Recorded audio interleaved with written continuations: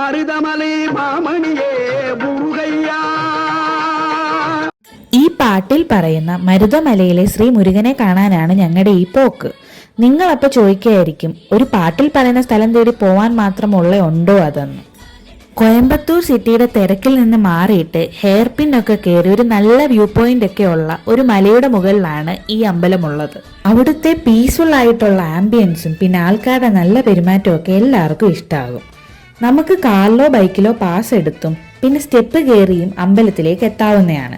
കൂടാതെ ഒരു 15 മിനിറ്റ് കൂടുമ്പം ബസ്സിലും ആൾക്കാരെ ഇവർ കൊണ്ടുപോകുന്നുണ്ട്. പളനി പോലെ തന്നെ കുറേ സ്റ്റെപ്പ് കയറാനുണ്ട്. പോകുന്ന വഴിക്ക് കുരങ്ങന്മാരെയും ചെറിയ ചെറിയ ഇഴജന്തുക്കളെയൊക്കെ കാണാം.